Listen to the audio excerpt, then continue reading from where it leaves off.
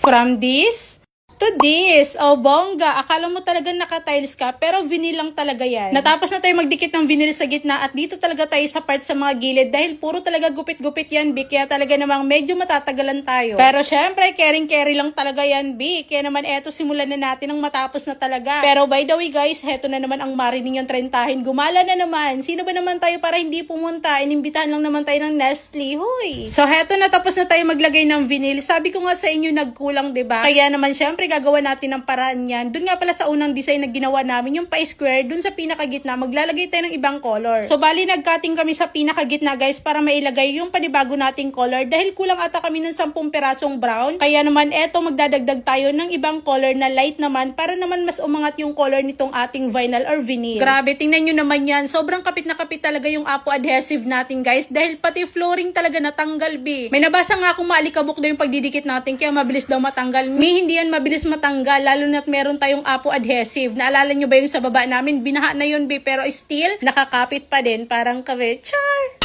Hindi na talaga yan siya natapos-tapos sa pagdidikit ng vinyl kasi panay ang gala, B. Pero syempre, sino ba naman ang hindi pupunta, B? Ililibre daw tayo ng keratin tapos gupit. Hoy, sino ba naman yan siya? Pero in fairness ha, ang ganda talaga ng service dito guys sa T&J Salon. Sobrang babait na mga staff nila. Approachable din. And B, talagang ang gagaan ng kamay nila at sobrang gaganda talaga ng mga hairstyle na meron dito. Sobrang nag-dry nga yung buhok ko dahil nga dun sa nagparivanda ko mga B na para bang sinunog niya na. Kaya naman buti na lang talaga may pakeratin si T&J Salon. Grabe, ang ganda talaga mga ng pagkakagawa nila. Kung mahilig kayo sa mga Korean look, abay talaga naman, B, ito talaga yung perfect talaga na salon sa inyo. Hindi na talaga yan siya matigil-tigil sa kaka-video ng sarili niya. Feeling niya kasi, B, ang ganda-ganda niya sa gupit niya. Hoy!